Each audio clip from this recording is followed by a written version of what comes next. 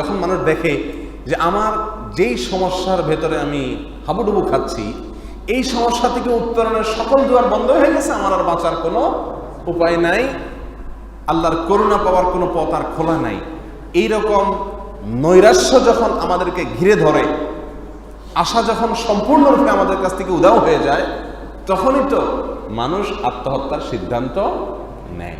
প্রিয় ভাইয়েরা আমার, যে সকল ভাইয়েরা নানা রকম বিপদ আপদে জর্জরিত, একের পর এক সমস্যা আপনাকে গ্রাস করে চলেছে, ধৈর্যের বাঁধ আপনার ভেঙে যাচ্ছে, আপনি মনে করছেন আত্মহত্যা করে আপনি বেঁচে যাবেন, মনে রাখা উচিত আত্মহত্যা করে আপনি বাঁচবেন না, বরং মরবেন। সন্দেহ আছে কোনো?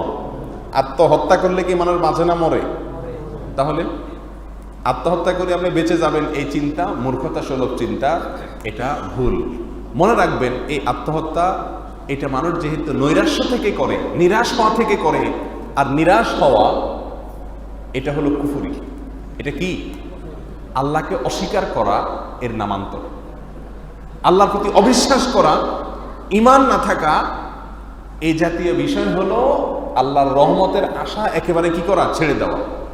আল্লাহ সুবহানাহু ওয়া তাআলা কোরআনে কারীমের ভিতরে বলেছেন, লা তাখনাতু মির রাহমাতিল্লাহ, তোমরা আল্লাহর রহমত থেকে নিরাশ হবা না, খবরদার।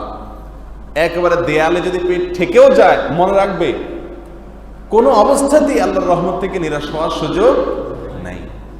আল্লাহর প্রিয় পাত্র নবীদেরকে আল্লাহ তাআলা এত কঠিন পরীক্ষা নিয়েছেন, যে পরীক্ষায় তাদের দেয়ালে পিঠ ঠেকে গেছে, এবং তারা রীতিমতো বলেছেন মাতা নাসরুল্লাহ, আল্লাহর সাহায্য আর কখন আসবে। এরপরেও তারা আল্লাহর রহমত থেকে আশা ছাড়েন নাই। আল্লাহ কোরআনের অন্য আয়াতে বলেছেন, লা তাইআসু মির রাউহিল্লাহ, আল্লাহর রহমত এবং অনুগ্রহ থেকে নিরাশ হয়ে যেও না, হতাশ হয়ে যেও না। ওয়ালা ইয়াইআস মির রাউহিল্লাহ ইল্লাল কওমুল কাফিরুন, আল্লাহর রহমত থেকে, আল্লাহর করুণা থেকে নিরাশ হয়ে যায়, আশা ছেড়ে দেয় ওই ব্যক্তি যে কাফের। কোন মুসলমানে আল্লাহর রহমত থেকে আশা ছেড়ে দিতে পারে না। অতএব যারা নানা বিপদে জর্জরিত, মাঝে মধ্যে ভাবছেন যে আত্মহত্যা করে ফেলবেন, নিজের জীবনকে বিসর্জন দিয়ে দিবেন, শেষ করে ফেলবেন, খবরদার। নিজের জীবনকে শেষ করা তো বহুত পরের বড় গুনাহ, তার চাইতে সাধারণ কথা হলো নিজেকে কষ্ট দেওয়া শরীয়তে অনেক। এরকম হয় কি হয় না? জায়েজ নাই, কোন অবস্থাতে জায়েজ নাই।